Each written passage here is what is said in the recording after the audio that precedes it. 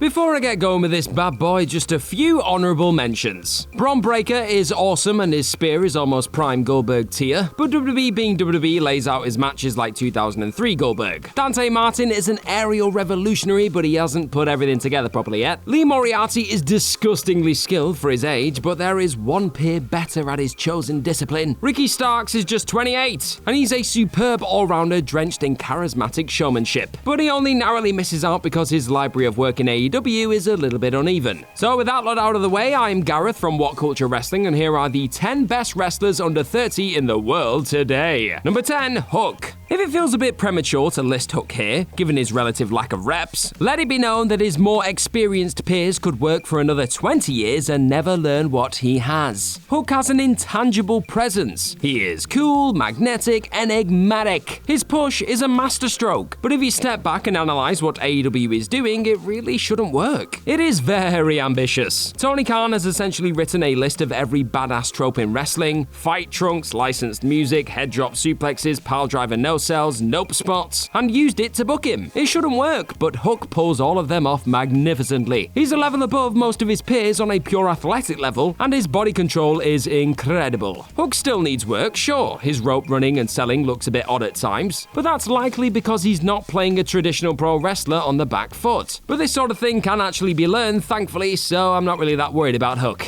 Number 9, Konosuki Takashita. AEW fans only saw the briefest of glimpse of one of Japan's brightest young starlets in 2021. How little you saw or felt was unimportant, to be honest. For now, AEW felt it was imperative to fly Konosuki Takashita in for a few shots, to let him know how much they thought of him. Tall, muscular, and handsome, he looks like a star and works in a way that suits his physique, and is so athletic that he can explode into aerial attacks that look all the more impressive for how he looks to have no right to pull them off. His counters are striking in their creativity. He has the mobility to reverse underhook pile drivers by landing on his feet, and the propulsive acceleration to launch into an immediate flying knee strike. He still has areas in which he can improve, obviously. Like too many wrestlers, he's fond of a flying nothing that exists purely to be countered. But when he's creative enough to devise a backdrop driver onto a turnbuckle, it feels like a bad habit he'll soon prove himself above. Number 8, Daniel Garcia. Daniel Garcia doesn't just get it. He gets how much he's meant to have got it by just 23. He's already a masterful technician, frighteningly advanced for his age, but he's savvy enough to work his inexperience. He explains the naive strategic errors that cost him matches on social media in a unique way of protecting himself. In the ring itself, he'll gladly jut his jaw in a senior pro's face and take a slap, knowing that he is meant to be a brash, impetuous upstart who doesn't have the experience to compete at the highest level yet. Long-term storytelling isn't just a feud that stretches over a period of a few months. Garcia, playing a young lion despite never entering a dojo system, grasps that quite brilliantly, narrowly edging out Lee Moriarty, who actually worked a better match opposite Bryan Danielson as part of his Prodigy Invitational gimmick. Garcia is not yet complete. His tongue-out taunts are a bit hammy. He looks at times like he's playing a mean wrestler rather than embodying one, but he's so good already that he might well just be doing that on purpose too. Number 7, Takaya Nomura. If Takaya Nomura feels older than his years, he isn't merely cosplaying the idealized image of the black trunks, black boots shooter. He is innately legitimate. Using his craft to gradually escape holds applied by much larger opponents, he's as clever as he is vicious in an understated way. Virtually every second of his matches feels like a contest. He is a daunting yet rewarding watch. In an era of oversaturated matches that are often long because most highly rated matches are, Nomura's slow burn approach still works. His engrossing laser-focused limb work is so consistent and pronounced that when an opponent manages to grab his standing leg and reverse the momentum, it looks like a master, not a prodigy, has been felled. The Big Japan freelancer already has the old hard bugger aura, and he's 28. When he's 48, he might be the best dad in a scene beloved for them. Number 6, Utami Hayashishita. At just 23, Utami Hayashishita has done much to inform Stardom's rise to a height of critical acclaim that has outshined New Japan Pro Wrestling this decade. She worked what was considered in many taste-making circles the very best match of 2021 against Sayuri at Tokyo Dream Cinderella Special Edition. Frighteningly brutal and immersive, it was worked with Sayuri's MMA influence Sphere, which, if anything, put Hayashishita's immense versatility over. She was incredible on the cell and in the fourth thrust of what effectively came across as full-on combat. Utami's an ideal opponent for just about everybody, and is both utility worker and star. Fond of a demented apron bump, she is also incredible bullet-release throws. Building her character in addition to waves of terrifying excitement, she works a style that only seems, well, dangerous. In reality though, she is just incredible at her craft. Number 5. Jungle Boy. In 2019, Jungle Boy was positioned as a spirited rookie upstart, who absorbed countless losses but showed more resolve and experience each time. In 2020, Jungle Boy mostly ticked along. The time to proceed with the push was when fans returned. The reasoning behind this revealed itself to be very intelligent. In 2021, ahead of fans returning, AEW fans were encouraged to get behind Jungle Boy when Tony Khan licensed Tarzan Boy by Baltimora as his entrance theme. Throughout the year, Jungle Boy, whose heart, fire, and athleticism won over those fans, grew in influence. He scored wins over the Young Bucks, developed a caustic personality under Christian Cage's tutelage, and by 2022, won the World Tag Team titles alongside Luchasaurus. Mostly, Jurassic Express have defended those titles on Rampage, which is taped deep into Wednesday nights in front of increasingly quiet crowds. And they still go nuts for Jungle Boy's emotional 2.999999999 kickouts. The man saved for crowds gets even the knackered ones to react. Magnificent. Number 4. Jay White. Jay White is still just 29 years old, and until he effectively resurfaced in AEW, having spent much of the pandemic preferring to appear on Impact midcards than work the eerie, silent caverns of post-2020 New Japan Pro Wrestling, people forgot how great he was. He is still fantastic. In fact, he might even be better in the more compact, disciplined context that is TV. Few wrestlers, irrespective of their age, have quite a fantastic grip of their character. This is supposed to be the thing that wrestlers get long into their 30s, but White is a prodigy. His weasel features and snarling body language get over his crafty defensive style perfectly. It's a stunning application of character because his unreal ability to counter moves with something even cooler isn't some pursuit of a pop with cool moves, buddy. He makes you resent him for doing something dramatic and exhilarating because he knows precisely when to do it. Right on the crest of the babyface comeback. You'll love to see it. Number 3. Mayu Iwatani. An impossibly fluid and multifariously skilled performer, Iwatani is simply great. She's the complete version of several archetypes. Entire generations of wrestlers throw strikes either because they're from Japan or because they fell in love with its styles as tape traders or YouTube nighthawks. Few wrestlers throw as much into them as Iwatani though. She throws the sort of strike that seems like it can't not cause actual shoot damage. She's such a creative bumper too. Like the best wrestlers, she also masters the spaces between. Her approach to the rope run nails the purpose behind it, which is deception, in such cool, distinct ways that can elicit gasps or sadly claps. Spirited, nasty, sympathetic, fearsome, aerial strikes, grappling, she can do the lot and it never clashes against itself. Number 2. Darby Allin. The suicide dive needs to be renamed because what everyone else is doing is not a suicide dive. What Darby Allin does is a suicide dive. It actually meets the purest definition of a high-risk move because he executes it with pure, exhilarating recklessness. He does it with no regard for his own body because his nihilistic character doesn't care about it. Nobody stretches his arms out, eagerly inviting the catch. They do not have time. Allin is far more than a mental bumper and a perfected move though. The very real pain he has inflicted on himself while skateboarding has informed his convincing, agonized selling. And he's a speedball chain wrestling wizard too. He's evolved in AEW from narrow big match loser to a man who made pandemic title matches feel enormous. His TNT title defenses were an event, and in the best measure yet of his brilliance, he embodies anti-AJ Styles in a robe energy in his association with Sting. He feels far more like his equal than his protege, and that is saying an awful lot. Number 1. MJF.